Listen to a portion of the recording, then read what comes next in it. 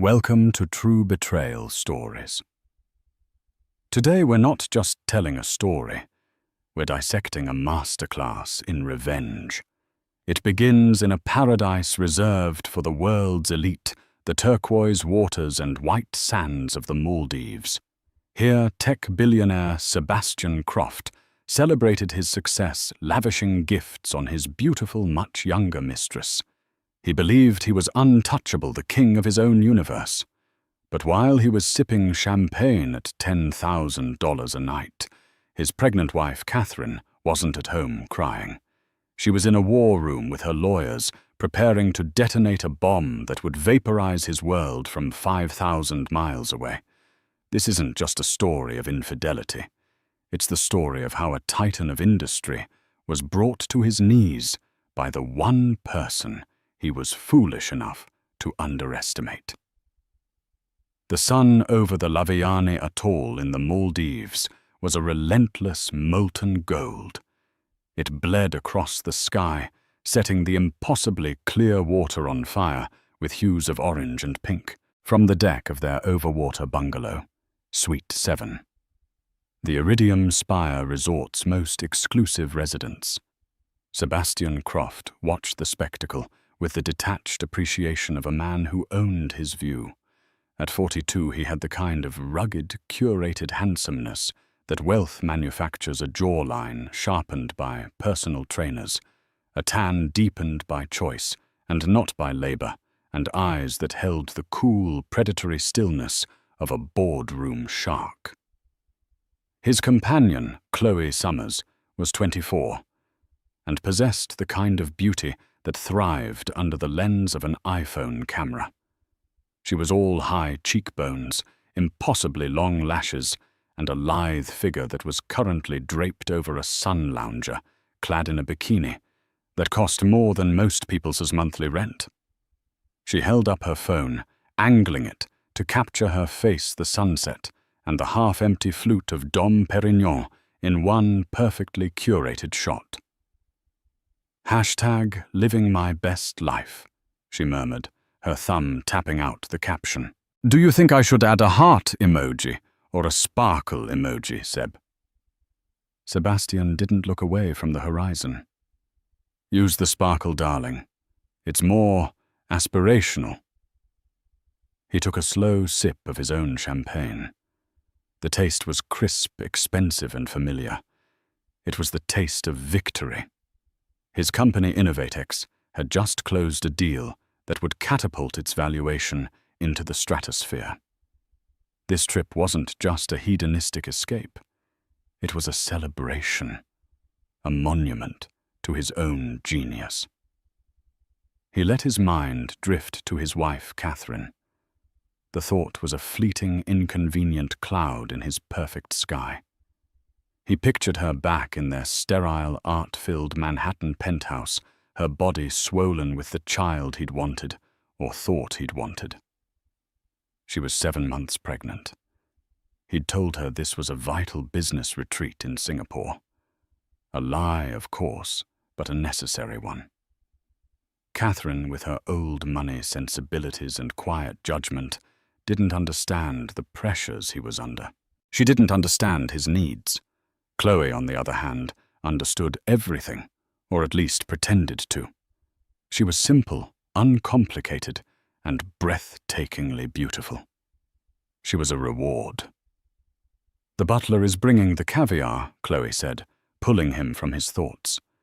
She'd put her phone down and was now looking at him, her blue eyes wide with adoration. It was a look he paid for in designer bags and 5-star vacations, and it was worth every penny.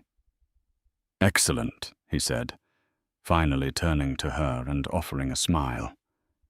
And I've arranged for a private yacht tomorrow. We can go diving, find our own deserted island. Her face lit up. Oh, Seb, it's like a movie. It's better than a movie, darling, he corrected smoothly. It's my life. He felt a vibration from his own phone sitting on the glass table beside him. He glanced at the screen. It was a text from his COO, Richard. Deal announced. Market is reacting very positively. Forbes wants an exclusive. Call me. Sebastian smirked, feeling the familiar surge of power. He was invincible. The resort. The Iridium Spire was designed for absolute privacy. Each bungalow was an isolated world connected to the main island by a long, winding boardwalk.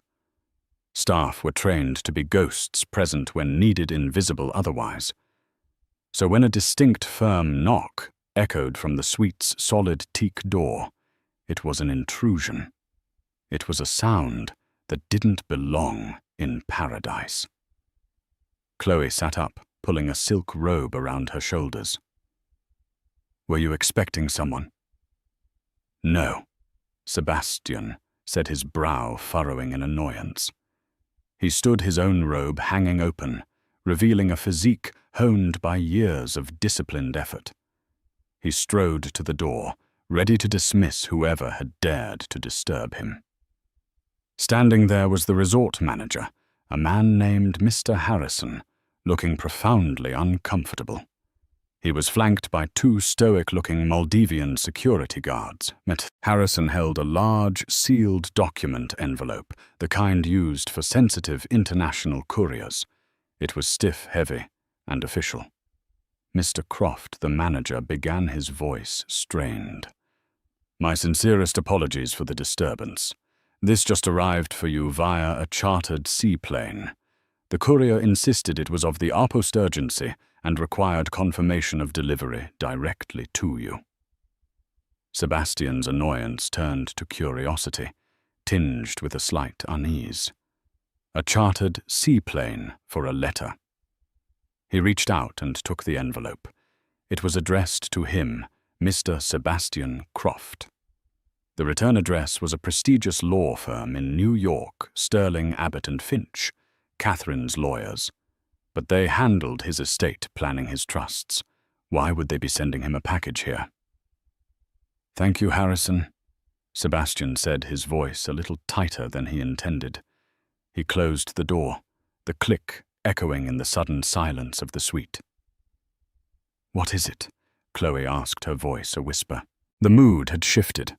The golden hour light suddenly felt less warm, more exposing. Business, he said, dismissively, walking back towards the deck.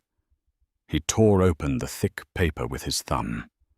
His heart began to beat a little faster. He told himself it was just a formality, a document to sign regarding the new influx of capital into the company. Perhaps Catherine had liaised with them on some detail. He slid the contents out. It wasn't one document, but a thick sheaf of papers held together by a large clip. The first page was stark, its title in bold, unforgiving letters. In the Supreme Court of the State of New York, County of New York, Catherine Ann Croft. Plaintiff against Sebastian Reed Croft. Defendant. Summons and verified complaint for divorce. Sebastian's breath caught in his throat. The air, thick with the scent of salt and plumeria, suddenly felt thin, unbreathable. He blinked, reading the words again. Divorce. The word seemed alien, impossible. He frantically flipped through the pages. Allegations, irreconcilable differences, cruel and inhuman treatment, adultery. But that wasn't the worst of it. Tucked behind the divorce petition was another even more terrifying document. Ex parte. Order to show cause for temporary restraining order and asset freeze. He scanned the legal jargon, his mind struggling to keep pace. Words and phrases leaped out at him. Dissipation of marital assets, fiduciary breach, extramarital affair, illicit use of corporate funds. And then the kill shot a detailed list of his personal bank accounts, brokerage accounts and holding companies. All of them. Hereby frozen pending further hearing. Attached to the back as Exhibit A was a collection of photographs.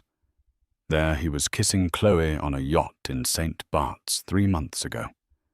There he was walking into a hotel in London with her 2 months ago. And there, in stunning high resolution, was a photo of them on this very deck, taken no more than a day ago. His blood ran cold. The setting sun no longer looked beautiful.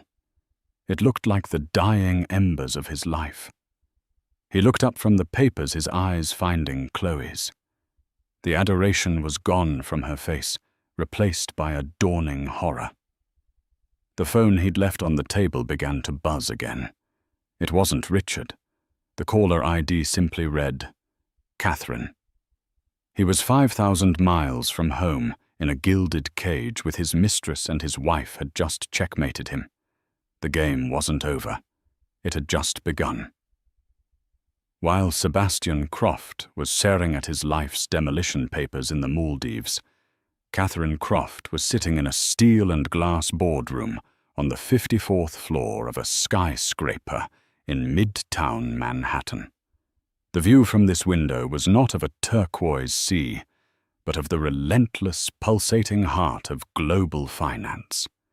Below, yellow cabs moved like corpuscles through the city's arteries. Catherine, at 38, didn't look like a woman scorned. She looked like a general in her command center. Her pregnancy was not a vulnerability. It was armor.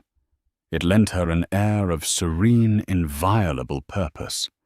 Dressed in a tailored navy maternity dress that was elegant and severe, she projected an aura of absolute control. Opposite her sat Ms. Diana Sterling, the senior partner of the law firm, whose name was currently making Sebastian's blood run cold. Diana was in her late 50s, with sharp grey eyes and a reputation for surgically dismantling the lives of arrogant men. The package was delivered and signed for at 08:17 your time, Diana said, looking at a notification on her tablet. The seaplane charter was an expensive touch, but a necessary one. It ensured a verifiable in-person delivery that he cannot claim to have missed. Good Catherine said, her voice calm and even. She took a sip of water. By now he'll be reading the asset freeze. What will his first move be? Panic, Diana stated without a hint of satisfaction. It was a simple diagnosis. He will call his primary lawyer, Bill Peterson. Bill is a good corporate attorney, but he's a lapdog, not a wolf. He will then try to move funds only to discover that our court order filed this morning has already been executed by every major financial institution in New York and Delaware. His corporate cards will be declined. His personal accounts will be firewalled. He will be, for all intents and purposes, financially paralyzed. Catherine nodded slowly, her gaze fixed on the city below. People thought of her as the quiet wife, the elegant hostess, the good old family money spouse who provided Sebastian the social legitimacy his new tech money couldn't buy. They didn't know that her father hadn't just left her a fortune. He'd taught her how to protect it.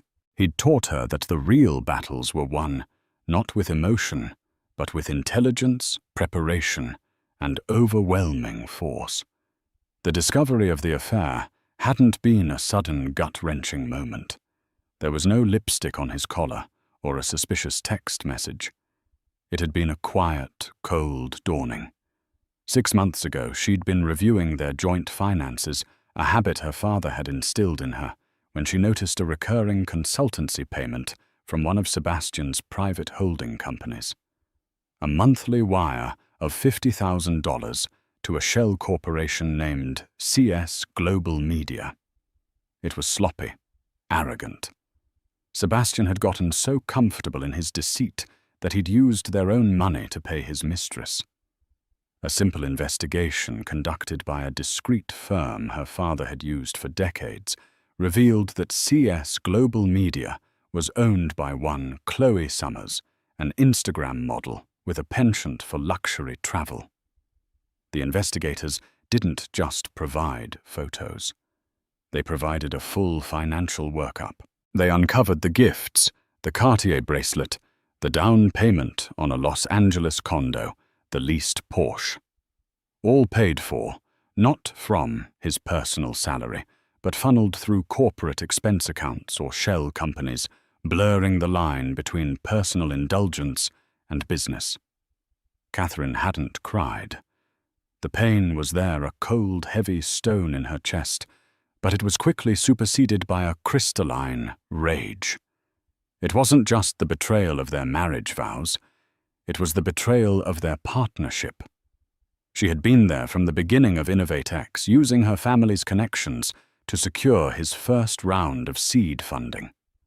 The prenuptial agreement he'd pushed so hard for was designed to protect his company, his creation. But she, at Diana's brilliant suggestion years ago, had insisted on a single, complex clause. The fiduciary duty clause. It stipulated that as CEO and majority shareholder of a company that constituted the bulk of the marital estate, Sebastian had a fiduciary duty to his spouse to act in the company's best interest. Any gross misuse of corporate assets for personal reasons, especially those that could bring the company into disrepute, would be considered a material breach. A breach that would void key sections of the prenup, opening the door for Catherine to claim a far larger share of the company itself. Sebastian had signed it without a second thought, his ego blinding him to the possibility that his quiet, supportive wife had just handed him a loaded gun. And for the last 6 months, she had watched him pull the trigger again and again. The media strategy is in place. Diana continued pulling Catherine from her thoughts. We have prepared a statement. It will be released to the Wall Street Journal and Page 6 simultaneously in 1 hour. We will control the narrative. We are not positioning you as the victim, Catherine. We are positioning you as the protector of the company's assets and its future, acting to remove a compromised executive. And the board? Catherine asked. I spoke with Arthur Vance this morning, Diana replied, naming the second largest shareholder and a man who had been a friend of Catherine's father. He was displeased to learn that company funds were being used to finance the CEO's romantic getaways. He is calling an emergency board meeting for tomorrow morning. Your petition, which includes evidence of financial impropriety, gives them all the justification they need to suspend Sebastian's duties immediately. Catherine finally allowed herself a small, grim smile. She had learned Sebastian's playbook by heart over the years. He used money and power to isolate and crush his rivals. He would cut them off from their resources, attack their reputation, and leave them with no ground to stand on. She was simply using his own tactics against him. He was trapped in a luxury resort with a woman who was now a liability, with no access to the billions he thought made him a king. He had a phone, but every lawyer he called would soon learn that his accounts were frozen. He was a general with no army. Her own phone buzzed. It was the call she'd been waiting for. She saw Sebastian's name flash on the screen. She let it ring once, twice, 3 times. Then, with a steady hand, she declined the call. She looked at Diana. He's stranded in paradise. Let him burn. The first news alert hit the wires exactly 1 hour later. Forbes InnovateX CEO Sebastian Croft sued for divorce amidst allegations of corporate misconduct. Board calls emergency meeting. Page 6. Billionaire's beach betrayal. Tech. Mogul. Sebastian Croft served divorce papers in Maldives with Instagram. Model mistress while pregnant wife cleans house in NYC. In the boardroom, Catherine Croft stood up and walked to the vast window. She placed a hand on her stomach, feeling the gentle kick of her unborn child. She wasn't just fighting for herself anymore. She was fighting for the legacy her child deserved, one free from the shadow of a man who believed rules were for other people. The city lights were beginning to glitter in the twilight, and for the first time in a long time, Catherine felt like she could see her future clearly. It was a future she was building herself on the ashes of the life she was systematically burning to the ground. The immediate aftermath of the document's arrival was a silent explosion. The air in Suite 7 thickened, charged with unspoken accusations, and the raw, ugly static of fear. Sebastian stood frozen, the papers trembling in his hand. The champagne on his palate had turned to acid. He saw the photographs, the cold black and white print of the legal text, and his entire world recalibrated into a nightmare. Seb, what is it? What does it say? Chloe's voice was high-pitched, laced with a panic that was starting to curdle her perfect features. He finally looked at her, but he didn't see the beautiful creature he'd desired. He saw a liability, a co-conspirator. Exhibit A. She knows, he rasped, his voice hoarse. Catherine. She knows everything. He threw the papers onto the glass table. They scattered a testament to his shattered life.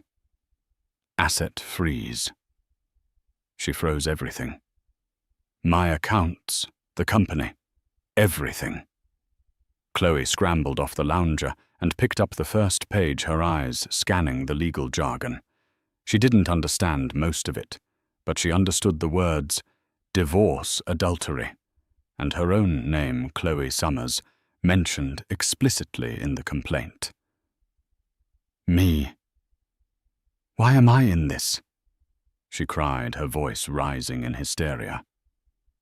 What does this mean for me? Sebastian let out a harsh, bitter laugh. For you. What does it mean for you? I'm ruined, and you're worried about yourself.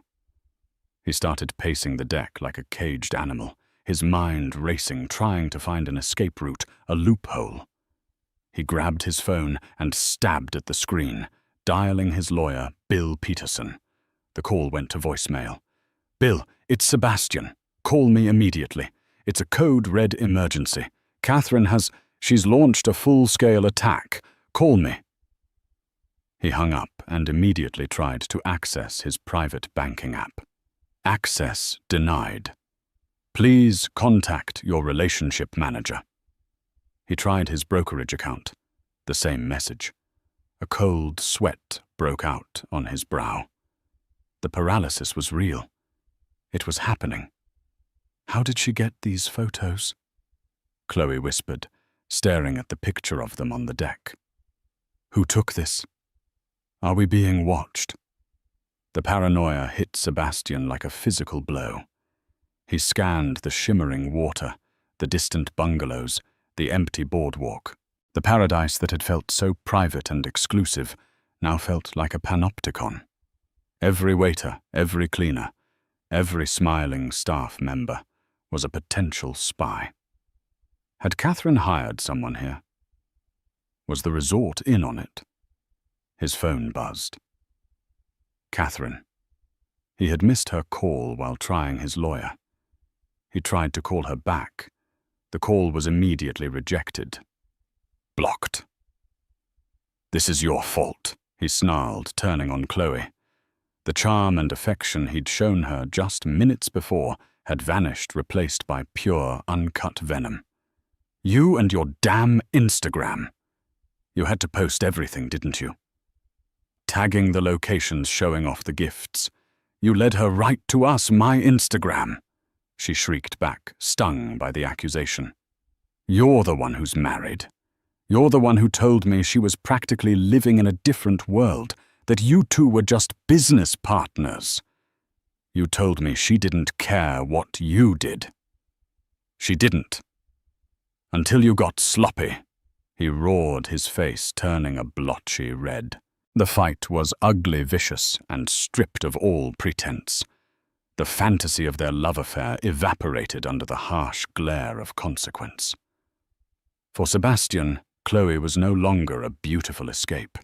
She was the face of his catastrophic miscalculation. For Chloe, Sebastian was no longer the powerful benefactor who could make her dreams come true. He was a cornered beast, and she was trapped in the cage with him. The resort manager, Mr. Harrison, knocked on the door again an hour later. This time, his face was a mask of polite, professional regret. "Mr. Croft," he said, avoiding eye contact. "I'm afraid I have some unfortunate news. There appears to be an issue with the credit card on file for your suite and associated expenses. It has been declined." Sebastian stared at him dumbfounded. It was the Innovate X corporate Amex, the Centurion card with no theoretical limit. "That's impossible. Run it again." "We have, sir." Several times Mr. Harrison said, his voice firm but quiet. "Our policy in such cases is that we must request an alternative form of payment to cover the outstanding balance." He slid a leather-bound bill folder through the partially open door. "The charges for the suite, the seaplane charter for your guest, the food and beverages, it is rather substantial." Sebastian felt a wave of humiliation so profound, it made him dizzy. He, Sebastian Croft, was being asked to settle a bill like a common tourist. He had no other cards that would work. He had a few $1,000s in cash in his wallet, barely enough to cover a single night in this gilded hell. The news broke online shortly after. Chloe saw it first, her phone lighting up with notifications from her friends. Her face went pale. "Seb, look at this." She showed him her phone. It was a Page 6 article. The headline was brutal. The details were worse. It painted a picture of a deceitful, cheating husband and a calculating, gold-digging mistress. It mentioned her by name, her Instagram handle, and even speculated about the value of the gifts he'd given her. Her carefully constructed online persona was being torched in real time. The comments section was a cesspool of vitriol aimed directly at her. Sebastian snatched the phone and read the Forbes article. It was far more damaging. It spoke of a breach of fiduciary duty, misuse of corporate funds, and an emergency board meeting. His reputation as a visionary CEO was being systematically dismantled and replaced with the image of a reckless, sleazy liability. The walls were closing in. The resort was no longer a sanctuary, it was a prison. The staff who had once been obsequious now looked at him with a mixture of pity and contempt. Their whispers followed him as he paced the boardwalk, his phone uselessly in his hand. He tried calling his COO, Richard, again. This time, Richard answered. "Seb, what the hell is going on?" Richard's voice was panicked. "The board has moved the meeting up to tonight. They're citing the morals clause in your employment contract. They're talking about suspension. Sebastian pending an internal investigation. They can't do that." Sebastian yelled into the phone. "They can. And they are." Richard shot back. "Arthur Vance is leading the charge. And he has a proxy vote from Catherine. She's still a significant shareholder, Seb. Combined with Arthur's stake, they have enough to force you out. Your assets are frozen. The company's reputation is in the toilet, and you're on the other side of the world. What do you want me to do?" The line went silent for a moment. The tropical breeze felt cold against Sebastian's skin. He was beaten. He knew it. He walked back to the suite. Chloe was frantically packing her bags, tears streaming down her face. "I have to get out of here," she sobbed. "My agent just dropped me. My sponsors are pulling their contracts. You've ruined me." Sebastian looked at her, a strange, chilling clarity settling over him. Catherine hadn't just come for him. She had come for his entire world. She had targeted his money, his company, his reputation, and even his mistress. It was a scorched earth strategy. It was total war. "There are no flights out until morning," he said, his voice devoid of emotion. "We're stuck here. Together." The sun had set, completely plunging their gilded prison into darkness, broken only by the cold, distant light of the stars. It was the longest night of Sebastian Croft's life. The Maldivian night was long and suffocating. Sleep was an impossibility. Every creak of the bungalow, every gentle lap of the waves against the pylons, sounded like a footstep, a judgment. Sebastian sat in the darkness of the deck, the legal papers a pale rectangle on the table in the moonlight. He felt a profound, disorienting sense of powerlessness. For 2 decades, his entire identity had been built on his ability to control outcomes, to bend the world to his will through sheer force of ambition and capital. Now he was a king, with no kingdom, no subjects, and no currency. Chloe had locked herself in the bedroom, her occasional sobs the only other sound. Their shared fantasy had curdled into a mutual prison sentence. He knew with a certainty that chilled him to the bone that their relationship was over. What existed between them now was just the shared wreckage of their choices. Around 3 a.m. his phone lit up. It was a text from an unknown number. "You don't know the whole story. She's not who you think she is." Sebastian stared at the message. A paranoid thought flared. Was this Catherine playing more mind games? Or was it someone else? He texted back a single blunt question. "Who is this?" The reply came almost instantly. "Someone who knows what she's capable of. Check the prenup. The fiduciary duty clause. It wasn't about protecting the company. It was about controlling it. The fiduciary duty clause." He vaguely remembered it. Diana Sterling had introduced it during the negotiations years ago. At the time, Bill Peterson had dismissed it as unconventional, but largely harmless a formality to appease Catherine's family. It seemed absurd that his personal conduct could have corporate ramifications. His ego had been too large, his belief in his own untouchability too absolute to see the danger. He'd seen Catherine as a classic, passive, old-money wife, not a shrewd strategist. It was the single greatest miscalculation of his life. He spent the next hour in a frantic, desperate spiral of thought, replaying every interaction, every board meeting, every conversation with Catherine over the past year.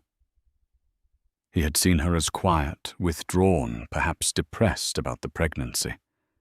He had interpreted her silence as acquiescence. Now he saw it for what it was: observation, reconnaissance. She hadn't been sad. She had been gathering intelligence. A new, even more terrifying thought began to form in his mind: the timing of it all. His biggest corporate triumph, the deal that cemented his legacy, was announced just yesterday. And today, Catherine had struck. Why now? Why not a month ago? Why wait until the company's valuation was at its absolute peak? Because a larger valuation meant her potential claim was worth more. Infinitely more. This wasn't a crime of passion. This wasn't the reactive lashing out of a heartbroken wife. This was a corporate takeover, executed with the precision of a hostile acquisition disguised as a marital dispute.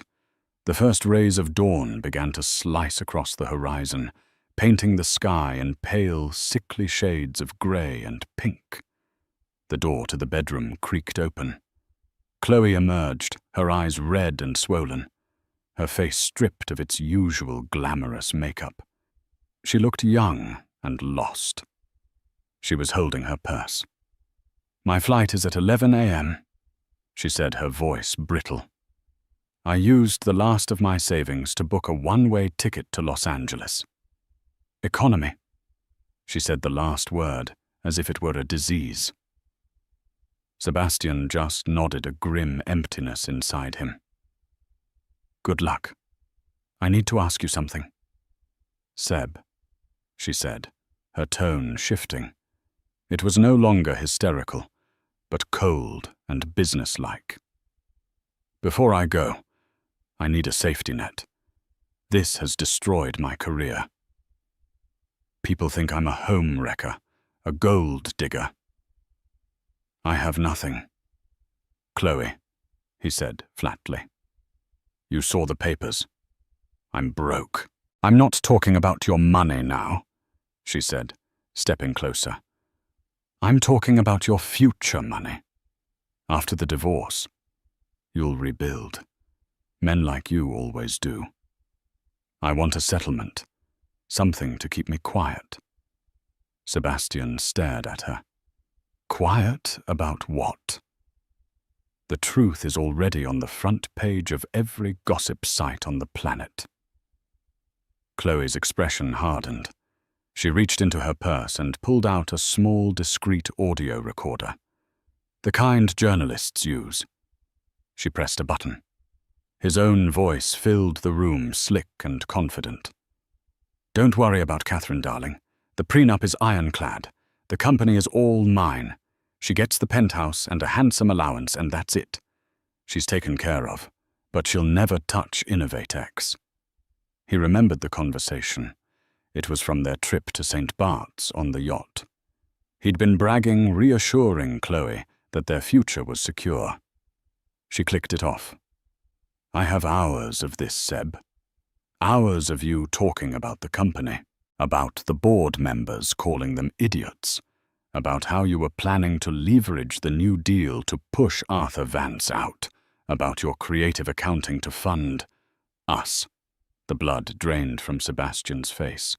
The betrayal was so complete, so absolute, it was almost poetic.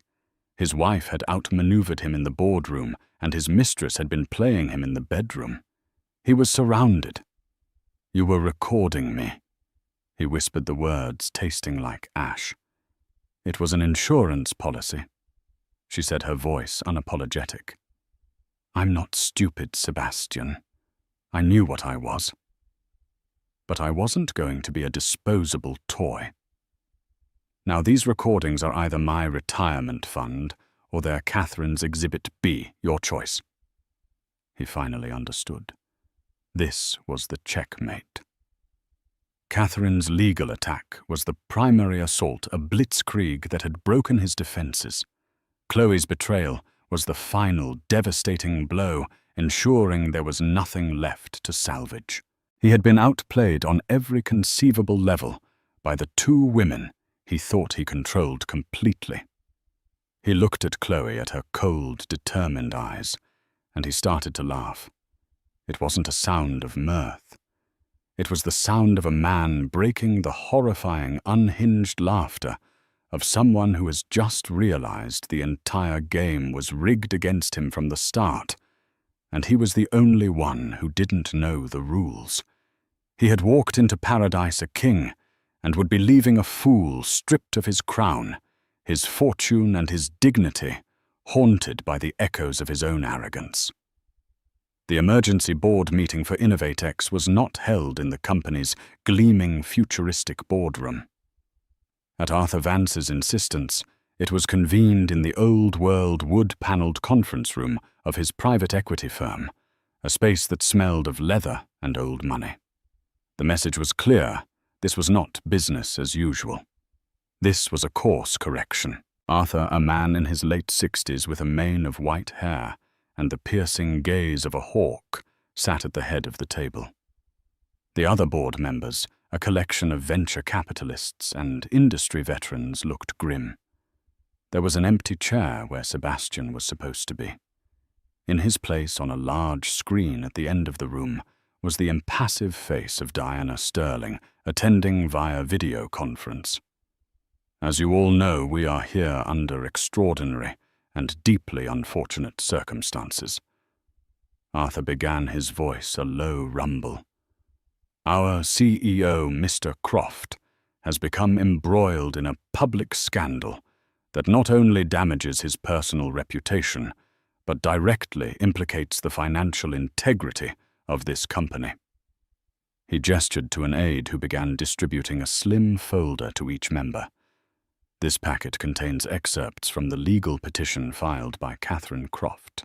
I want to draw your attention to Exhibit C financial records, showing the transfer of over $2 million in the last fiscal year from corporate accounts to shell entities and personal credit cards expenditures which were used to finance a lifestyle completely unrelated to the business of InnovateX. A murmur went through the room. They had all read the headlines, but seeing the cold, hard numbers was different. This wasn't just an affair.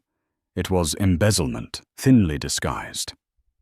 The fiduciary duty clause in Mr. Croft's marital agreement, which is tied to his employment contract, gives us unambiguous grounds for action.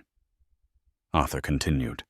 His behavior has been reckless, and it has exposed this company to significant legal and financial risk.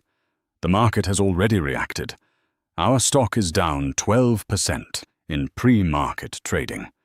We must act decisively to stop the bleeding and restore confidence.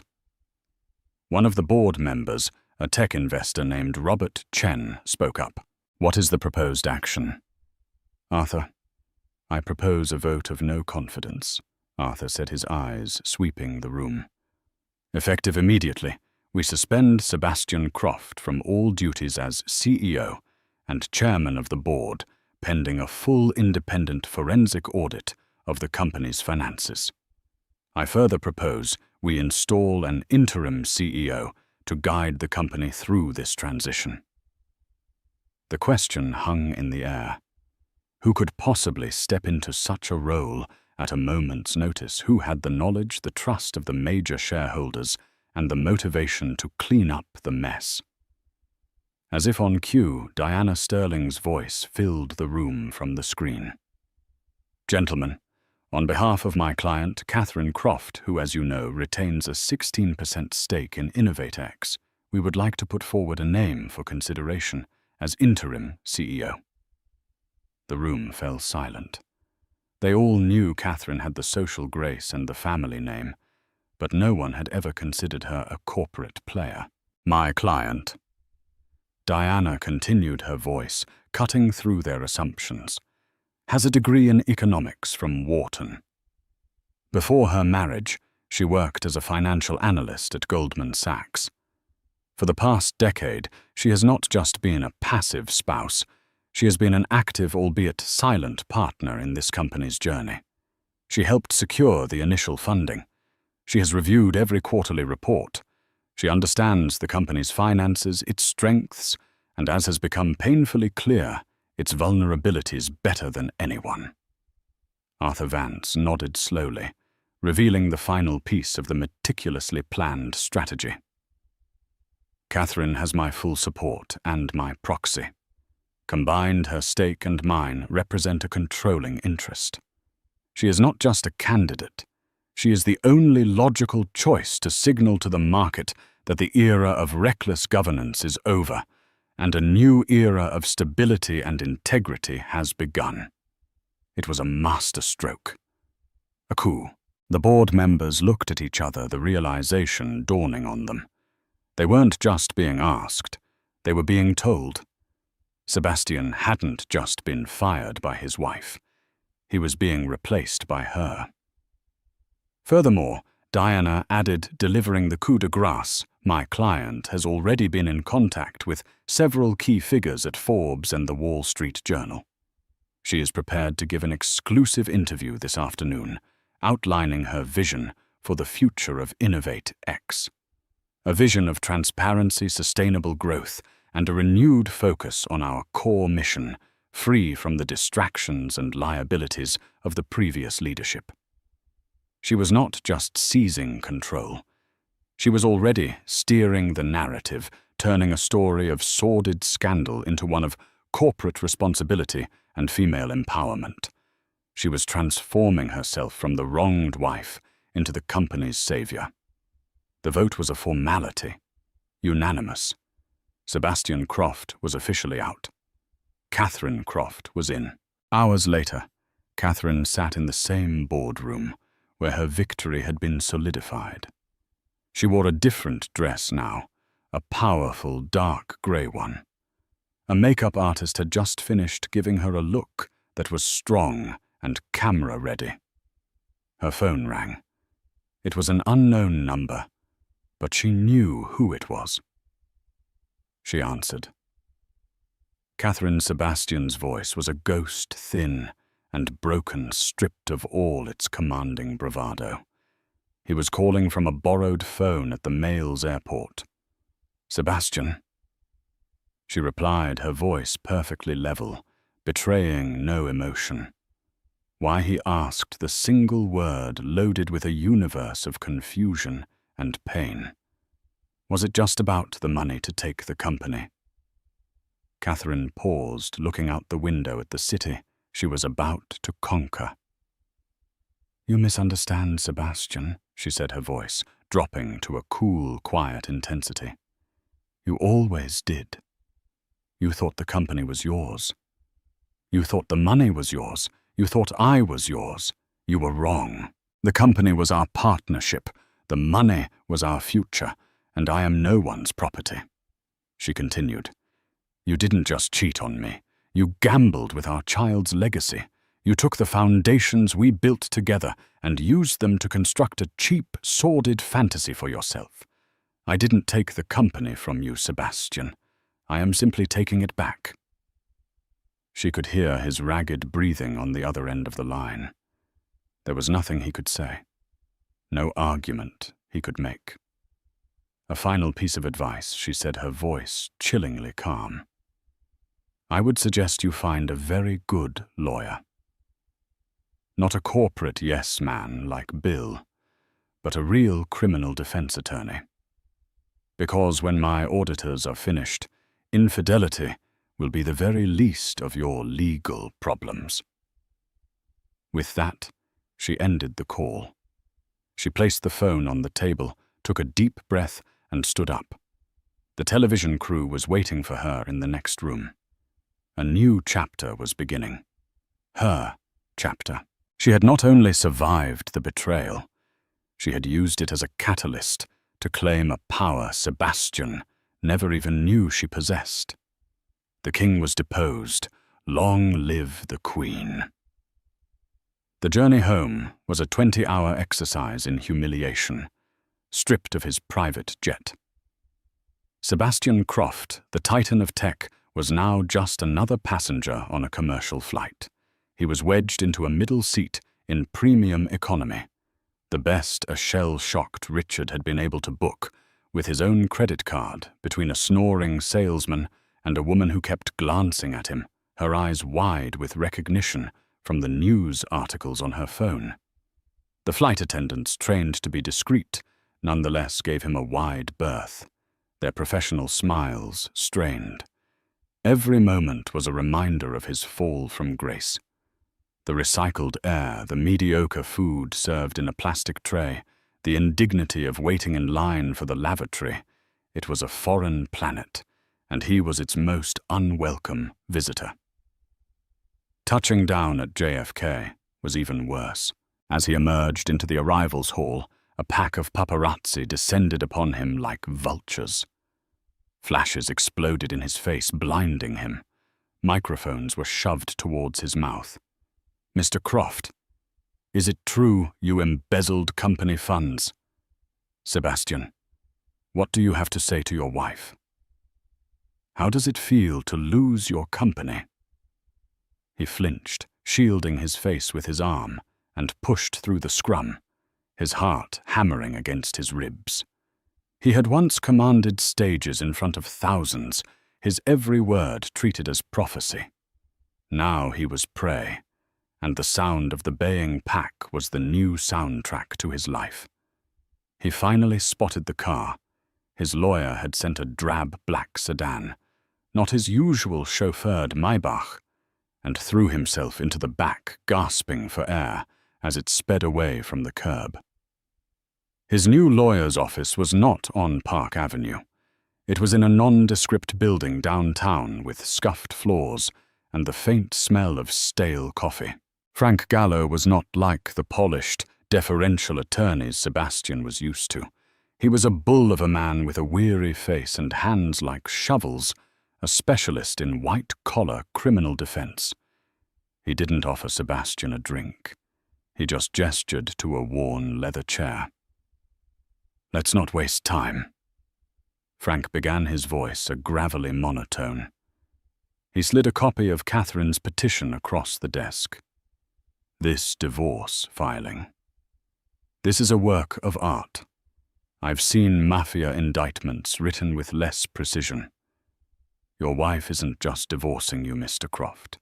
She's gutting you. I'll fight it." Sebastian said the words, sounding hollow even to himself. Frank leaned back, a humorless smirk on his lips. "Fight it with what your assets are frozen. Your reputation is radioactive. And that's just the civil suit. The real problem is the mountain of evidence she's handed the district attorney on a silver platter. The wire transfers to the shell company. The abuse of the corporate expense accounts. These aren't just grounds for divorce. They're potential felonies. Wire fraud. Embezzlement. Securities fraud, if they can prove you misled the board and investors about the company's financial health to fund your personal life." He paused, letting the words sink in. "And I got a call this morning from your wife's counsel. It seems your former girlfriend, Ms. Summers, provided them with hours of audio recordings of you bragging about cooking the books and hiding assets. She traded them for a modest settlement, and more importantly, immunity from prosecution as an accomplice." Sebastian felt the last bit of air leave his lungs. Chloe. The final perfect betrayal. He was utterly, comprehensively ruined. "So what do I do?" he whispered. "You stop thinking like a CEO and start thinking like a defendant," Frank said bluntly. "Our goal is no longer to win. Our goal is damage control. We need to negotiate a global settlement with your wife and a plea deal with the DA. The best-case scenario I can see for you right now, Mr. Croft, is that you avoid wearing an orange jumpsuit. While Sebastian was confronting the ashes of his empire, Catherine was stepping into its throne. She arrived at the Innovate X headquarters at 8 a.m. sharp. The cavernous, sun-drenched lobby, with its famous living wall and minimalist furniture, fell silent as she walked in. Employees paused, looking up from their phones and conversations, their expressions a mixture of awe, fear, and intense curiosity. She was no longer just the CEO's wife. She was a legend, whispered about on Slack channels, the woman who had executed a flawless corporate coup from her living room. Dressed in a simple but impeccably tailored black dress, she projected an aura of serene authority. She didn't march. She glided, nodding politely to the stunned security guard as she badged herself in. Arthur Vance and the rest of the board were waiting to escort her. Her first act was to call an all-hands meeting in the main atrium. Standing on the tiered steps with the entire New York office gathered before her, she looked out at the faces of the people whose futures now rested in her hands. "Good morning," she began, her voice calm and clear, amplified by the building's acoustics. There were no notes. "I know the past 48 hours have been a time of uncertainty and confusion for all of you. You have read the headlines and you have heard the rumors. I am here to provide clarity, not commentary." She let that sink in. Innovate X is more than just one person. It is a collective of the most brilliant, dedicated, and creative minds in the industry. It is you. For too long, the focus of this company has strayed from its core mission. We became a story about valuation and ego, not innovation and value. That ends today. Effective immediately, she announced, I have commissioned a top-tier independent firm to conduct a complete forensic audit of our finances. The results will be made transparent to the board and, where appropriate, to all of you. We are establishing a new empowered ethics and governance committee. We will rebuild trust from the ground up with our partners, our investors, and with each other. She spoke for 10 more minutes, laying out a vision that was the antithesis of Sebastian's, a future built on collaboration, sustainability, and ethical leadership. She didn't mention his name once. She didn't have to. The entire speech was an indictment of his reign and a promise of a new world. When she finished, there was a moment of stunned silence, followed by a tentative then thunderous round of applause. It was a sound of relief, a sound of hope. Later that day, Catherine walked into the CEO's office on the top floor. It was a monument to Sebastian's ego, vast with panoramic views, a ridiculously oversized desk, and abstract art that cost a fortune. His personal effects had already been boxed up by an assistant. The only thing left was a faint scent of his cologne, a ghost in the machine. She walked not to the desk, but to the floor-to-ceiling window overlooking the city. Her city now. She placed a hand on her stomach, the life within her a steady, grounding presence. Her assistant entered quietly and placed a tablet on the desk. Ms. Croft, the market just closed. The stock is up 7% since your address this morning. Forbes is calling you the stabilizer. Catherine allowed herself a small, private smile. She picked up the tablet, but instead of looking at the stock chart, she swiped to a different image she had saved there, a grainy, black-and-white sonogram. The first picture of her son. That was the only valuation that mattered. The room was no longer Sebastian's office. It was her son's legacy. And she would protect it with the same ruthless precision she had used to win it. And so Sebastian Croft's paradise vacation ended not with a private jet, but with a commercial flight in coach next to a crying baby. He returned not to a penthouse, but to a world of lawsuits, federal investigations, and public disgrace. The mistress who he thought was a prize turned out to be just another predator selling her recordings to Catherine's legal team for a tidy sum, securing her own future while burying his. Catherine Croft, once seen as the quiet woman behind the great man, proved to be the architect of his downfall and the master of her own destiny. She saved the company, gave birth to a healthy baby boy, and went on to run Innovate X with a level of integrity and success Sebastian could only have dreamed of.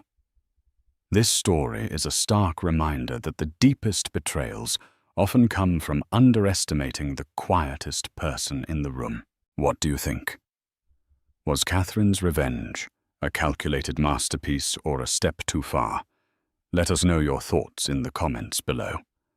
And if you found this story of betrayal and retribution as compelling as we did, don't forget to hit that like button, share this video with your friends, and subscribe to True Betrayal Stories for more real-life dramas that are stranger than fiction. The first cry of a newborn child is supposed to be a sound of pure joy, a promise of a new beginning. For Olivia, it was the starting pistol for a betrayal she never saw coming. While she lay exhausted and vulnerable in the delivery room, her body and soul poured into bringing their son into the world. Her husband Marcus was just a few feet down the hallway, attempting an unthinkable act of deception. He wasn't just choosing a different baby blanket. He was trying to erase her to steal their child's identity for a fortune she knew nothing about. But he didn't count on one person standing in his way, a nurse with a will of iron and a refusal that would shatter his world and expose a secret that was darker than any hospital hallway at midnight. Olivia Hayes traced the gentle looping cursive of her own last name on a frosted glass of water condensation, chilling her fingertips. From their 15th floor apartment, the city lights of Boston shimmered like a scattered handful of diamonds. It was a view she'd never imagined, having a life she'd never dared to dream of.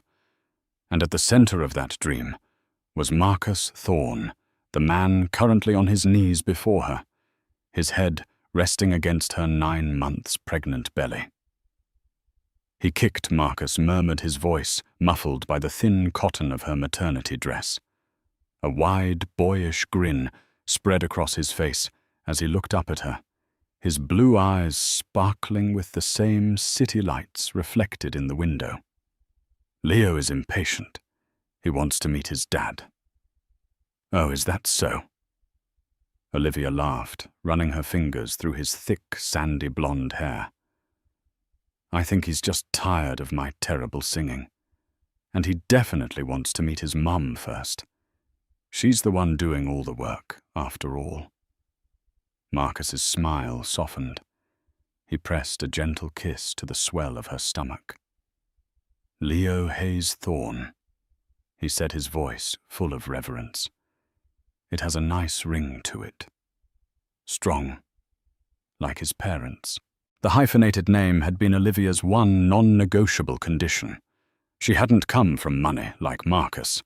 Her name, Hayes, was all she had of her father, a high school history teacher who had passed away when she was a teenager. It was a name synonymous with quiet dignity, with library books, and home-cooked meals, with a love that was unconditional and expected nothing in return. The Thornes, on the other hand, were a dynasty. Their name was etched onto university buildings, museum wings, and the letterheads of powerful law firms. Marcus's father, Richard Thorne, was a man carved from granite, and ambition a patriarch who saw the world in terms of legacy and lineage. From the moment Marcus had introduced Olivia, she had felt like an outsider, a charming but ultimately unsuitable addition to their pristine family tree. Richard had been polite, of course.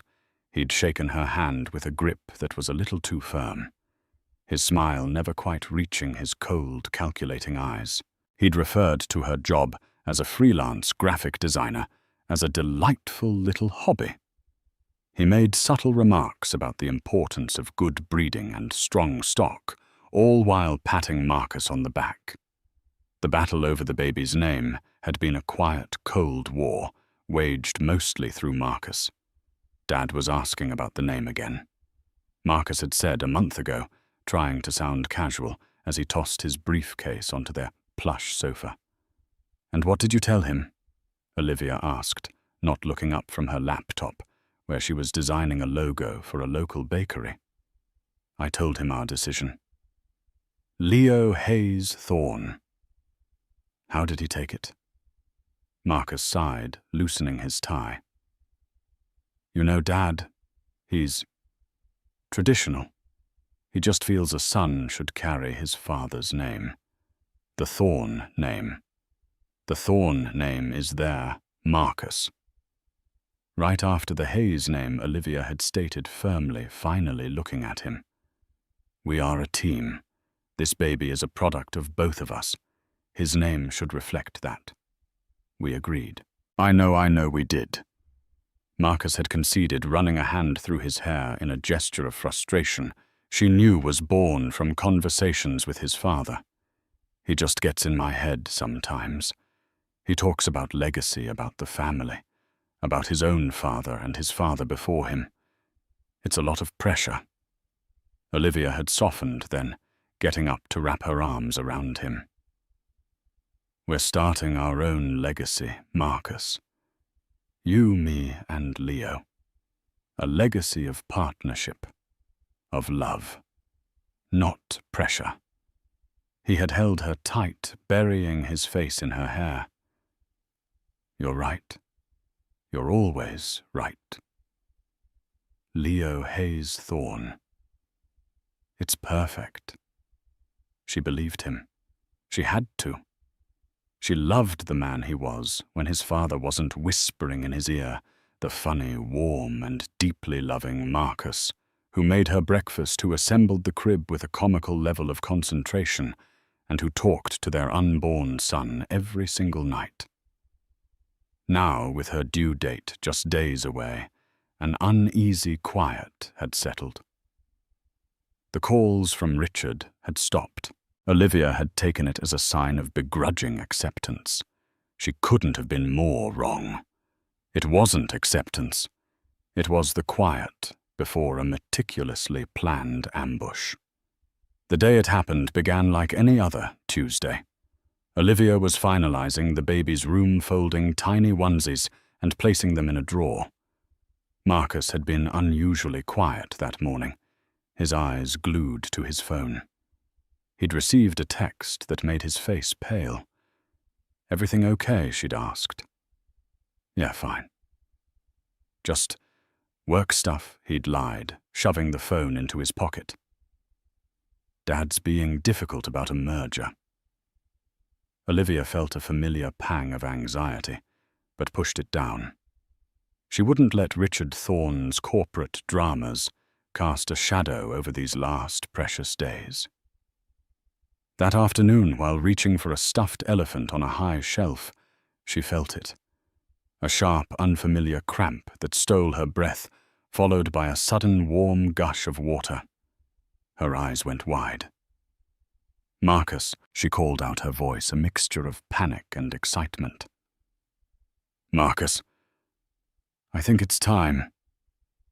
He burst into the room, his eyes wide with fear and exhilaration. The earlier tension on his face was replaced by pure, unadulterated focus on her. He was the Marcus she loved again, scooping up the pre-packed hospital bag, helping her into her shoes, his voice a soothing balm. "It's okay, Liv. I've got you. We're going to meet our son." In the car, as Marcus expertly navigated through traffic, Olivia squeezed his hand, her contractions coming faster now. Between waves of pain, there was a profound sense of peace. They were doing it. Together. "I love you, Marcus." "Thorne," she breathed, leaning her head against the cool glass of the window. "I love you, Olivia Hayes," he replied, his voice thick with emotion. "And I love Leo Hayes Thorne." He said the name. He said the full, beautiful, perfect name they had chosen together. It was the last time she would hear it from his lips with any honesty. As they pulled into the emergency bay of Massachusetts General Hospital, Marcus's phone buzzed in his pocket. He glanced at the screen, a single 3-word text from his father. "Remember the plan." Marcus's jaw tightened. He switched the phone off his face, a mask of conflict. He helped Olivia out of the car and into a waiting wheelchair, his touch gentle, his smile reassuring. But his eyes, if she had looked closely enough, held the chilling glint of a man walking toward a betrayal of his own making. The storm had arrived. The delivery suite was a world of beeping machines, sharp antiseptic smells, and the controlled chaos of medical professionals. For Olivia, it was a blur. Her focus narrowed to the singular, all-consuming task of bringing her son into the world. The pain was a tidal wave, pulling her under, and then releasing her, gasping onto the shore of a few precious seconds of peace before the next one hit. Through it all, Marcus was her anchor. He held her hand, his knuckles white. He wiped her brow with a cool cloth. He whispered words of encouragement, his voice a steady presence in the storm. "You're doing so well, Liv. You're so strong. I'm right here." Olivia clung to his words, to his presence.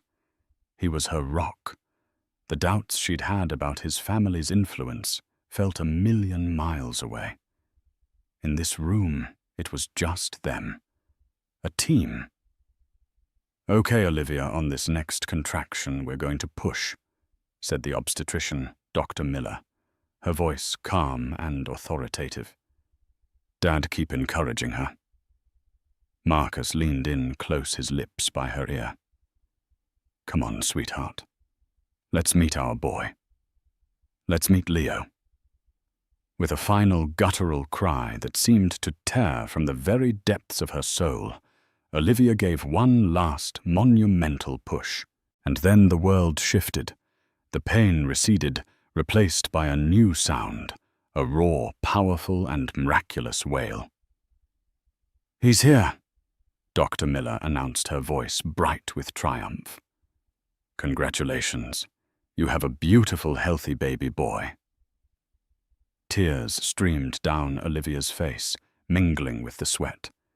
They were tears of relief, of exhaustion, of a love so immense it physically hurt. A nurse quickly cleaned the baby and wrapped him in a soft white blanket before placing him on Olivia's chest. He was perfect, a tiny, wrinkled, screaming miracle. He had a dusting of blonde hair just like Marcus, but the determined set of his little mouth was all her. "Hi, Leo," she whispered, her voice choked with emotion. "Hi, my sweet boy." Marcus was crying too. He leaned over, kissing Olivia's forehead, and then the baby's head. "Look at him, Liv. He's perfect. Our son. Leo Hayes Thorne."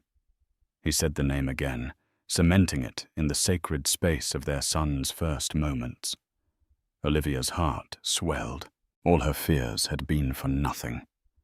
Marcus was here. He was with them. They were a family. After a few precious minutes, the nurses needed to take Leo for his initial measurements and tests. "Just routine. We'll bring him right back," one of the nurses, a kind-faced woman in her late 40s, assured them. Dr. Miller then turned her attention to Olivia. "You did wonderfully, Olivia, but you lost a bit of blood and have some tearing. We need to get you stitched up and comfortable. Marcus, would you mind stepping out into the waiting area for a little while? It shouldn't take too long." "Of course," Marcus said, giving Olivia's hand a final squeeze. "I'll go start the paperwork. Be right back. I love you." "I love you too," Olivia murmured, already drifting in a fog of exhaustion and elation. She barely registered him leaving. Her universe consisted of the nurses' kind voices and the lingering warmth where her son had just been. She closed her eyes, a contented smile on her face, completely unaware of the path Marcus was now walking. Marcus stepped out of the delivery suite, the bright, sterile light of the hallway feeling harsh after the dim intimacy of the room. The euphoria of his son's birth was already warring with a cold, creeping dread. His hand instinctively went to his pocket, where his phone lay silent and heavy. "Remember the plan." He walked past the main waiting room, his steps taking him towards a quieter administrative wing of the maternity ward. This was where new parents officially registered their child's birth. A small sign on a desk read, "Birth Registration and Records." Behind the desk sat a nurse diligently typing on a computer.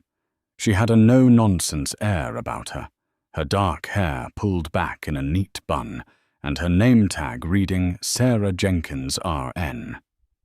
Marcus cleared his throat. "Excuse me." Nurse Jenkins looked up, her expression professional and neutral. "Yes. Can I help you, yes?" Marcus began, forcing a confident smile. "My son was just born." "Leo, I'm here to fill out the birth certificate paperwork." "Congratulations, Dad." Sarah said, a hint of warmth entering her voice. She pulled a fresh set of forms from a drawer. "Let's see. We have your pre-admission file right here. Mother's name, Olivia Hayes, father Marcus Thorne, and you've pre-selected the baby's name as..." She scanned the document. "Leo Hayes Thorne. Is that all correct?" This was the moment. The precipice. Marcus's heart hammered against his ribs. He could turn back now. He could say yes and walk away, returning to his wife and son with his integrity intact. But then he saw his father's face in his mind, the disappointment, the cold fury, the threats disguised as fatherly advice. He thought of the document his father had shown him, the one that detailed the trust fund established by his grandfather.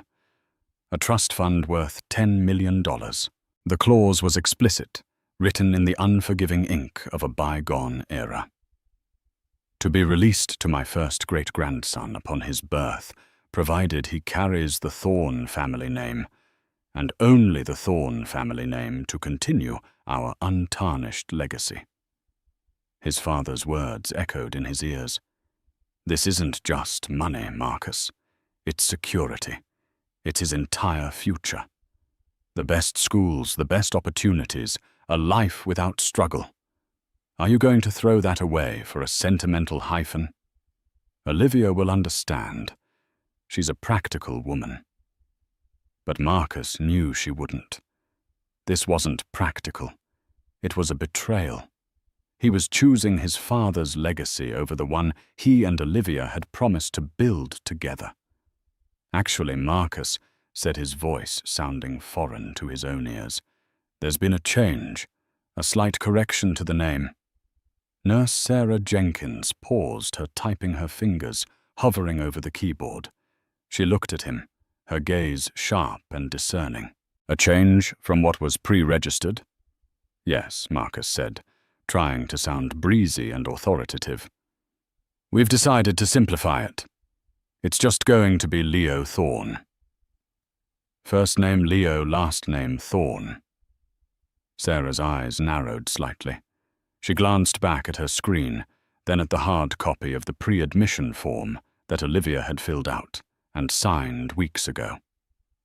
Sir, the pre-admission form signed by Ms. Hayes clearly states the name as Leo Hayes Thorne. Hospital policy and state law is very clear on this. Any changes to the agreed-upon name on the pre-admission documents require the explicit consent of both parents, especially the mother. She consents. Marcus lied the words, tasting like ash. We discussed it. With all the excitement, we just forgot to update the form. Sarah didn't buy it. She had been a maternity nurse for 15 years. She had seen everything: family squabbles, custody disputes, and last-minute jitters. She had a sixth sense for deception, especially when a mother was sequestered in a delivery room, vulnerable and unaware. I see, she said slowly, her tone unwavering. Well, that's no problem. As soon as Ms. Hayes is out of post-delivery recovery and able to sign the amended form, we can process it. For now, I have to register the name as it was legally provided on the initial documents. Panic seized Marcus. The plan, his father's plan, had a timeline. The trust's lawyers needed the official state-issued birth certificate confirmation within 24 hours. His father was waiting. No, that won't work, Marcus insisted, his voice hardening. She's exhausted. I'm the father. I'm here now, and I'm telling you the name is Leo Thorne. Please just make the change. Nurse Sarah Jenkins leaned back in her chair, her arms crossed. Her expression was now one of solid, unimpeachable refusal. Sir. She began, her voice low and firm, leaving no room for argument. My duty is to the mother and the child. Your wife is currently in a medical procedure. She is in no condition to consent to a legal change of this magnitude. You are asking me to alter a legal document without her signature, based solely on your word, at a time when she is at her most vulnerable. I will not do that. She looked him directly in the eye. The name on this form will be Leo Hayes Thorne, and that is final until Olivia Hayes herself comes to this desk and tells me otherwise. I refuse to process anything else. Marcus stared at Nurse Jenkins, momentarily stunned into silence. He hadn't anticipated this level of resistance. He had expected a deferential clerk, someone easily swayed by his confident demeanor and the inherent authority he'd been taught the Thorn name carried. Instead, he was facing a woman whose resolve was as sterile and unyielding as the tiled floor beneath his expensive shoes. "You refuse," he repeated, his voice laced with disbelief and a rising tide of anger. "Do you know who I am?" It was a line straight from his father's playbook, and it sounded hollow and ugly the moment it left his lips. Sarah's expression didn't flicker.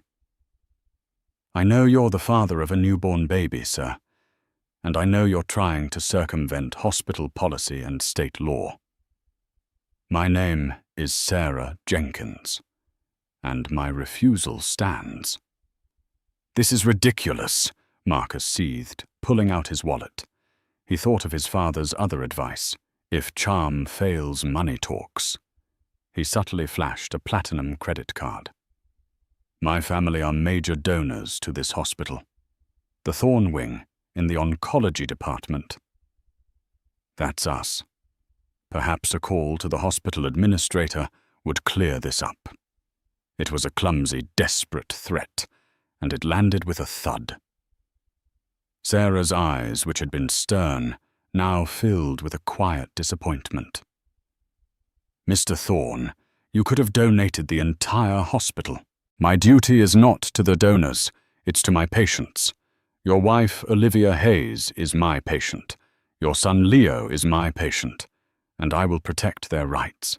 Threatening my job won't change that." She turned back to her computer, her posture a clear dismissal. "Now, if you'll excuse me, I have work to do. I'll expect to see you and Ms. Hayes together once she's been cleared by her doctor." Frustration and panic clawed at Marcus's throat. His father's deadline was looming. He could picture Richard's icy disappointment, hear the lecture about his weakness, his inability to handle a simple task.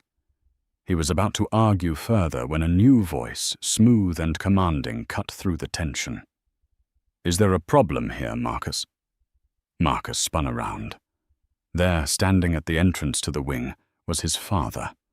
Richard Thorn was impeccably dressed in a tailored charcoal suit, looking utterly out of place and yet completely in charge.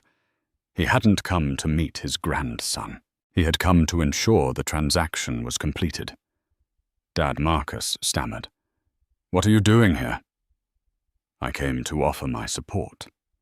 And to make sure everything was proceeding as planned, Richard said, his eyes gliding past Marcus to land on Sarah Jenkins. He approached the desk with the predatory grace of a shark. "There seems to be a slight administrative hiccup." Sarah looked from the father to the son, and the entire situation clicked into place in her mind. This wasn't a last-minute decision by a couple. This was a coordinated, premeditated campaign of coercion. Her spine stiffened. "There is no hiccup, sir," Sarah said, addressing Richard directly. "Hospital policy is being followed." Richard gave her a smile that was all teeth. "Nurse Jenkins," he said, reading her name tag with deliberate emphasis. "I am Richard Thorn. I believe my son has explained the situation.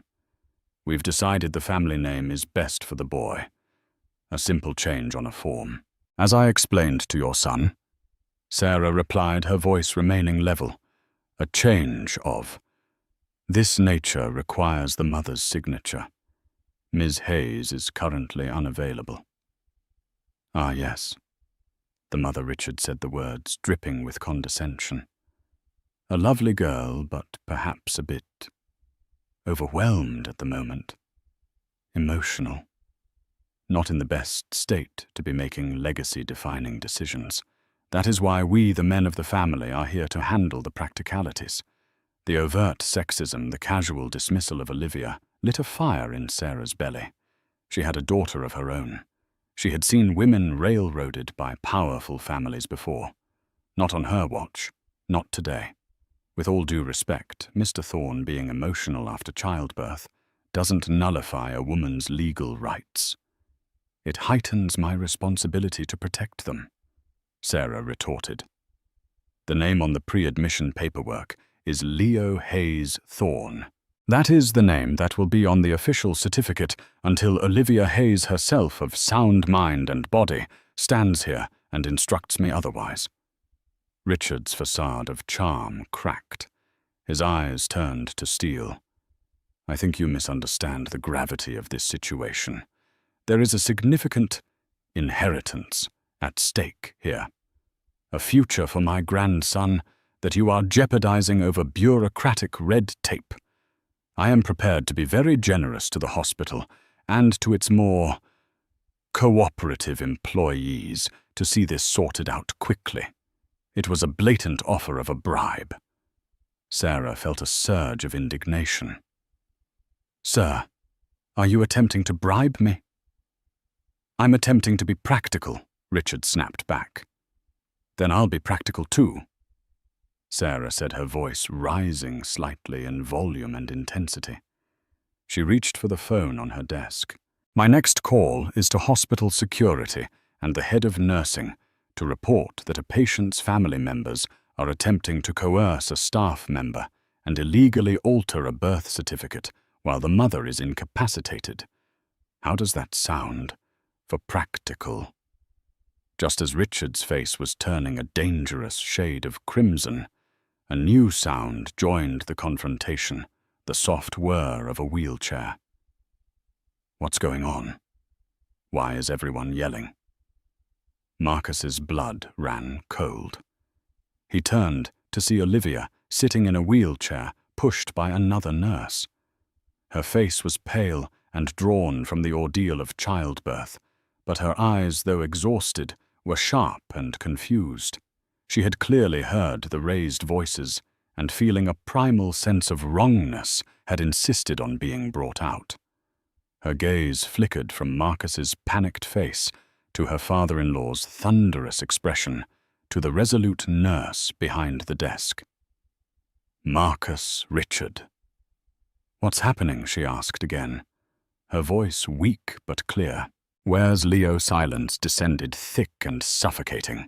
Richard Thorne composed himself instantly, a mask of false concern sliding back into place. Marcus just stood there, trapped. It was Sarah Jenkins who broke the silence, her voice softening with compassion as she looked at Olivia. Ms. Hayes, your son is fine.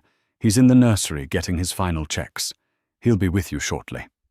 She then looked pointedly at Marcus. Perhaps your husband can explain what's happening. Olivia looked at Marcus, a dozen unspoken questions in her eyes. Marcus. He couldn't meet her gaze. He stared at a point on the floor, his world crumbling around him. Your father-in-law and your husband were just insisting on a small change to the baby's paperwork, Sarah explained gently, but with purpose. A change, Olivia asked, her brow furrowing. What change? Marcus remained silent, a statue of guilt. Richard, seeing his son's weakness, decided to take control. Olivia, my dear, he began, his voice oozing feigned sympathy. It's a simple matter. We were just correcting the boy's name on the certificate to ensure his future. Correcting it to what Olivia pressed a knot of dread forming in her stomach. To Leo Thorne, Richard said as if it were the most obvious thing in the world. Olivia's head snapped towards Marcus. Her exhausted post-childbirth haze evaporated, replaced by the ice-cold clarity of betrayal. She remembered the secret phone calls, the stress on his face, his sudden quietness. It all made a sickening kind of sense now. What she whispered, the word barely audible. She looked at Marcus, her husband, her partner, the man who had held her hand and told her he loved her just an hour ago. Marcus, what is he talking about? Cornered, shamed, and broken. Marcus finally looked at her. The guilt in his eyes was a confession. Liv, I can explain. Explain what? Her voice cracked, gaining a raw, wounded strength. Explain how you waited until I was helpless and bleeding in a hospital bed to go behind my back and change our son's name, the name we chose together. The name you just said to me in that room. It's not like that, he stammered, but the lie died on his tongue. It's for the trust fund, Olivia. He finally burst out, the words tumbling out in a desperate, pathetic rush. My grandfather's trust. It's $10 million. But it was contingent on the baby having the Thorn name. Only the Thorn name. It's for Leo, for his future, to give him everything. Olivia stared at him, her heart shattering into 1,000,000 pieces. It wasn't just about a name anymore. It was about the lie, the conspiracy, the fact that they had waited for her to be at her most physically and emotionally vulnerable to execute their plan. They had used the sacred moment of their son's birth as an opportunity for a financial transaction. Tears of rage and heartbreak welled in her eyes. To give him everything. She repeated, her voice trembling with fury. What about a father with integrity? What about parents who respect each other? You stood there, you held my hand. You let me believe we were a team, all while you were planning this theft. She turned her fiery gaze on Richard, who stood by impassive. And you. This was you, wasn't it? Poisoning him, pressuring him. I was securing my grandson's birthright, Richard stated coolly. His birthright is to have a mother and a father who love and trust each other. Olivia shot back. Not a pile of your dirty, manipulative money. She looked back at Marcus, her expression one of profound, soul-deep disappointment. $10 million. She said the words, tasting like poison. That's the price of your honor, the price of my trust. I hope it was worth it. With that, she turned to the nurse who had wheeled her out. Please, she said, her voice breaking. Take me to my son. I want to see my son. Leo. Hayes. Thorn. She said each name like a vow, a reclamation. As she was wheeled away, leaving Marcus and his father standing in the wreckage of their scheme. Marcus finally understood the true cost of the $10 million. He hadn't just tried to change his son's name. He had broken his family. The sterile white of the hospital room felt like a prison. Olivia sat in a chair by the window holding her son. Leo was finally asleep, his tiny chest rising and falling in a peaceful rhythm, blissfully unaware of the tempest that had just raged over his identity. His official hospital bracelet, clipped around his impossibly small ankle, read, Baby Boy Hayes Thorn. A small victory secured by a brave nurse, but it felt hollow. She had refused to see Marcus. For hours she had sat with Leo, feeding him, changing him, simply holding him. Each time she looked at his face, a fresh wave of pain and anger washed over her. The image of Marcus's guilty expression of Richard's smug superiority was burned into her mind. They had plotted against her. They saw her not as a wife and a mother, but as an obstacle to a fortune. There was a soft knock on the door. Go away, Marcus, she said, her voice flat and hard. It's not Marcus, it's Sarah. Nurse Jenkins. Olivia hesitated, then said, Come in. Sarah entered quietly, her shift clearly over, as she was now in civilian clothes. She held a small paper cup of water. "I thought you might need this," she said gently, "and I wanted to see how you and this little man were doing." "We're okay," Olivia said, though it was a lie. Thank you for what you did." "You didn't have to." Sarah pulled up a chair. "Yes, I did," she said, simply. 15 years I've been doing this job. You see a lot. You learn to recognize when a new mother is in a vulnerable position. What they tried to do was wrong on every level, legally, morally, humanly. She paused, her gaze full of empathy. "I'm so sorry you had to go through that." Tears pricked at Olivia's eyes again. "I just can't believe he would do it. That he would lie to my face right after our son was born. Money makes people do things they would never otherwise do," Sarah said sagely. "Especially family money. It comes with strings that can strangle you." They sat in silence for a moment, the only sound the soft hum of the hospital equipment. "He keeps texting me," Olivia confessed, gesturing to her phone on the bedside table. "Apologies. Begging me to talk to him. His father is gone, he says. He says he made a terrible mistake." "Do you believe him?" Sarah asked softly. "I don't know what I believe anymore," Olivia whispered. "I feel like my whole marriage was a lie." Just then another knock, this one more insistent. Before Olivia could respond, the door opened and Marcus stepped in. He looked terrible. His eyes were red-rimmed. His expensive suit was rumpled, and the confident swagger he usually carried was gone, replaced by the slumped shoulders of a broken man. Sarah stood up immediately. Sir Ms. Hayes requested privacy. "Please," Marcus said, his voice raw. He wasn't looking at Sarah. His eyes were fixed on Olivia and the baby in her arms. "Please, just 5 minutes. Liv, please." Olivia looked from Marcus's desperate face to Sarah's protective one. Against her better judgment, she gave a slight nod. "It's okay, Sarah. I'll talk to him." Sarah hesitated, then squeezed Olivia's shoulder. "I'll be right at the nurse's station. You call if you need anything." She gave Marcus one last warning glare before slipping out of the room, leaving the fractured couple alone.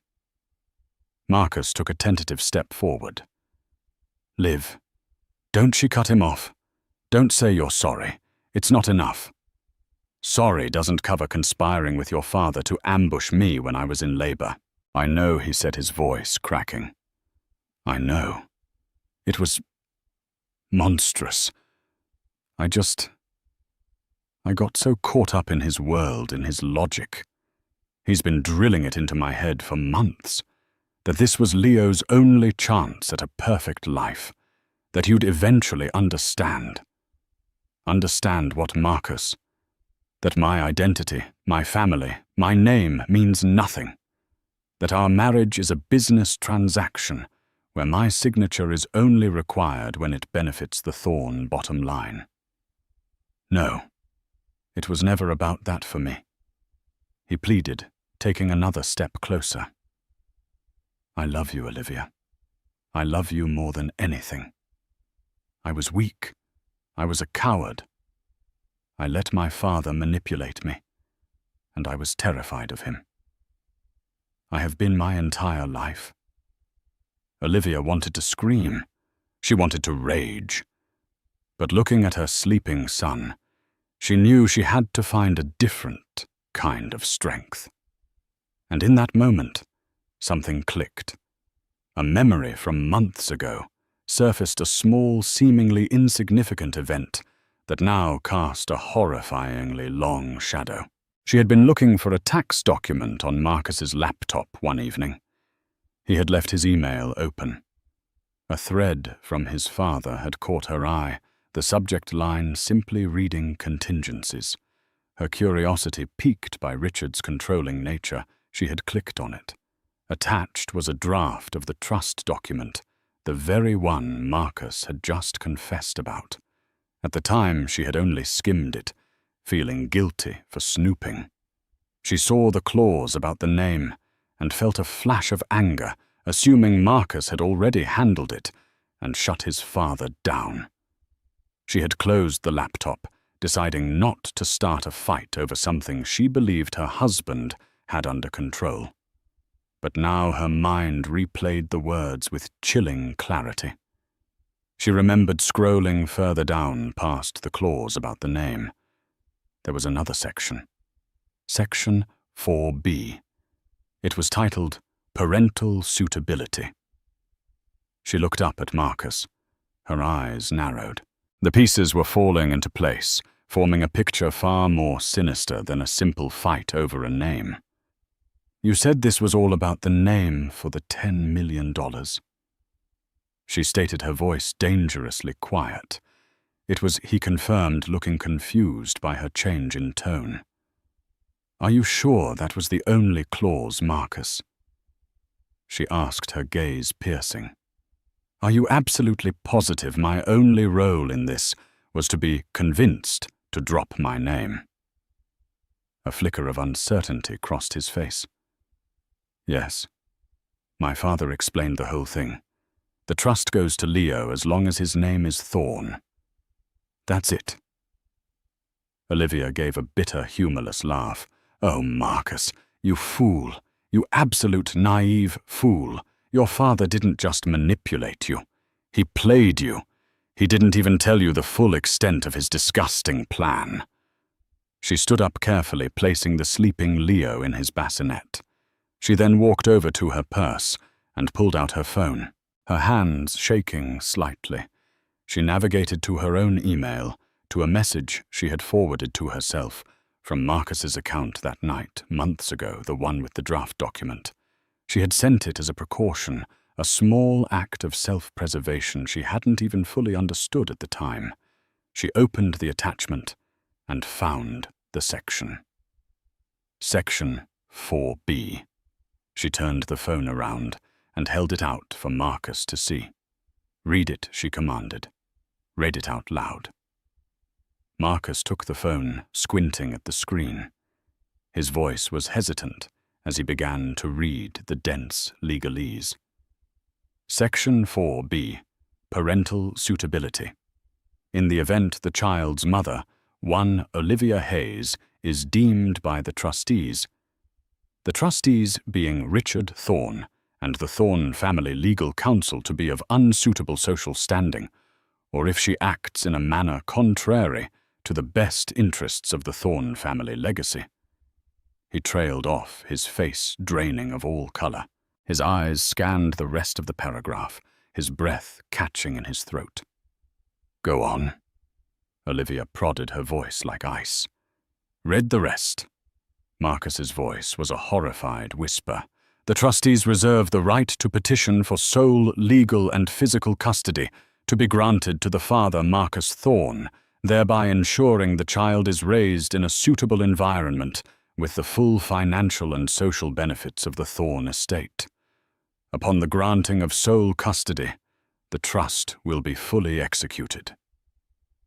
He looked up from the phone, his face a mask of utter shock and revulsion. He finally understood. The name change wasn't the goal. It was the first step.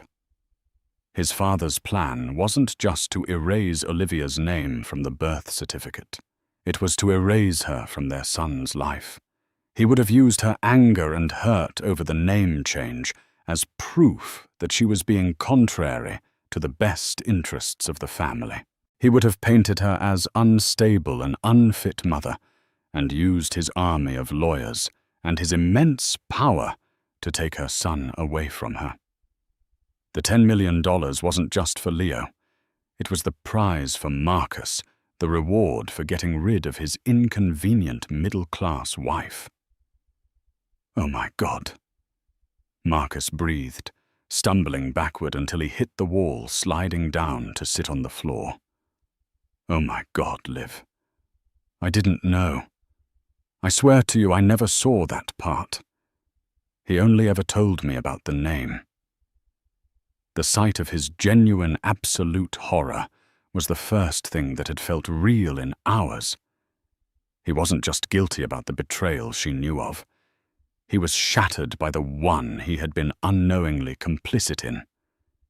He saw his father not just as a manipulator, but as a monster.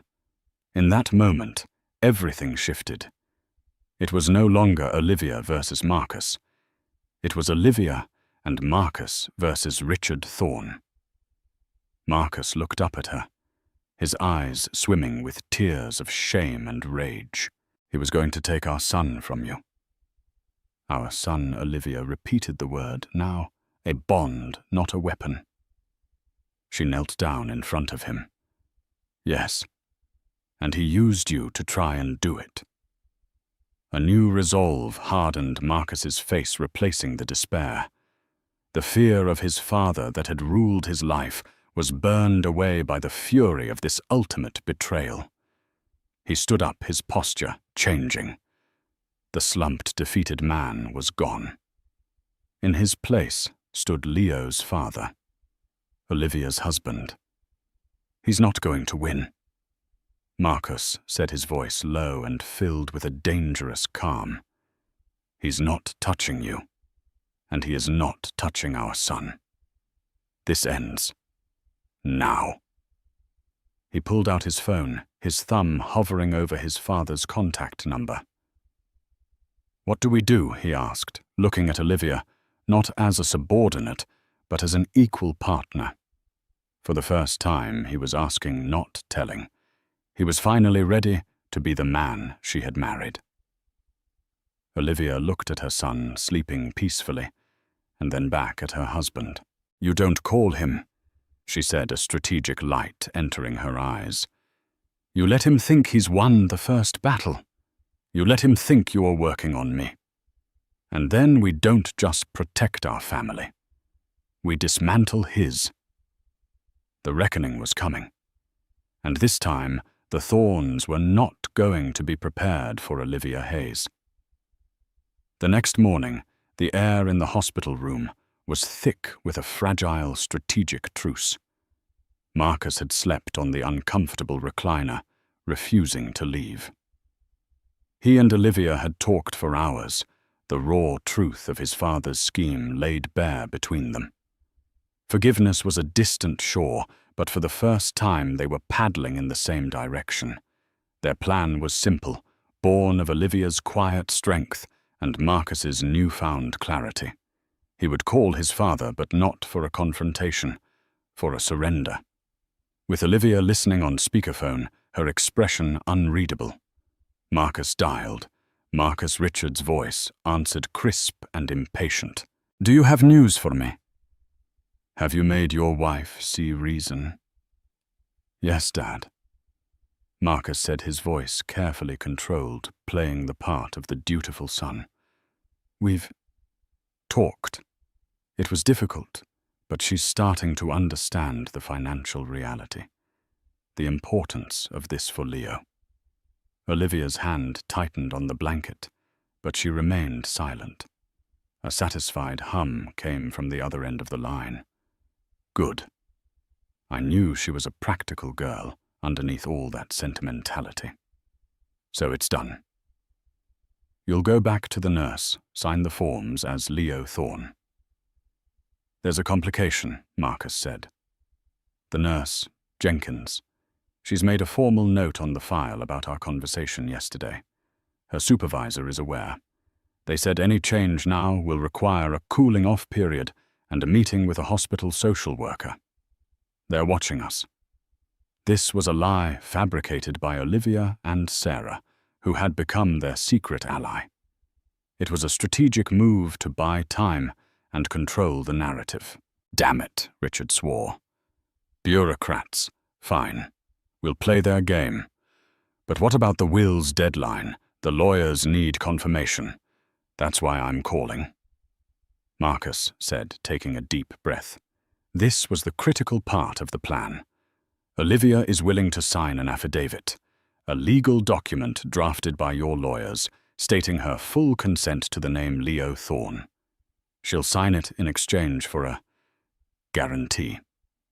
A guarantee of what Richard asked, his voice suspicious.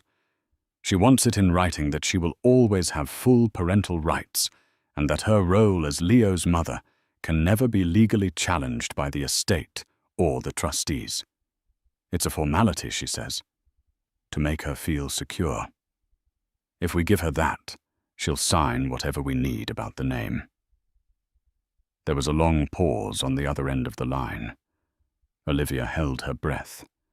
They were baiting the trap with Richard's own monstrous clause. They were asking him to legally nullify Section 4B in exchange for the name. It was a trade he would have to make if he wanted the money secured under the guise of the family name. She's cleverer than I gave her credit for. Richard finally mused a hint of admiration in his contempt. Fine. If that's what it takes to get this done, so be it. I'll have the legal team draft 2 documents. One, the affidavit for her to sign, giving consent for the name Leo Thorne. 2, a contract stipulating her parental rights are secure from any challenge by the trust. Have them ready this afternoon. I'll bring them to the hospital myself. I want to witness the signatures. We'll be waiting, Marcus said, and hung up. He looked at Olivia, his eyes wide. He took the bait. Of course he did. Olivia said, a grim satisfaction on her face. To a man like your father, a document is just a piece of paper. He thinks he can always find a loophole later. What he doesn't understand is that we aren't playing his game anymore. We're playing ours. That afternoon, Richard Thorne arrived, a black leather briefcase in his hand. He was the picture of victory, striding into the room with a triumphant air. He found Olivia sitting up in bed, looking pale but composed, and Marcus standing beside her. A pleasure to see us all on the same page, Richard said, opening his briefcase and producing a sheaf of papers. As requested. The first document is Olivia's consent to register the child as Leo Thorne. The second is our guarantee of her parental rights. Read them over. Everything is in order. Marcus took the documents. He handed the parental rights guarantee to Olivia and kept the name change affidavit for himself. He scanned it quickly. It was exactly what his father wanted. Olivia, however, read her document with meticulous care. She read every line, every clause. Finally, she looked up at Richard, her gaze steady. It seems acceptable, she said, softly. Excellent. Richard beamed. He produced a fountain pen. Then let's sign and put this whole unpleasantness behind us, for Leo's sake. He held the pen out to Olivia. She took it, but instead of signing the document in her hands, she held it out to Marcus. You sign it first, Richard. Marcus said, his voice ringing with a newfound authority. You and I will sign the parental guarantee as the trustees to make it binding. Richard hesitated, a flash of annoyance crossing his face. That's unnecessary. My word is my bond. No, Olivia said, her voice cutting through the air. It isn't. We saw Section 4B. We know your word is worthless. We know you were going to try and take my son from me. The color drained from Richard's face.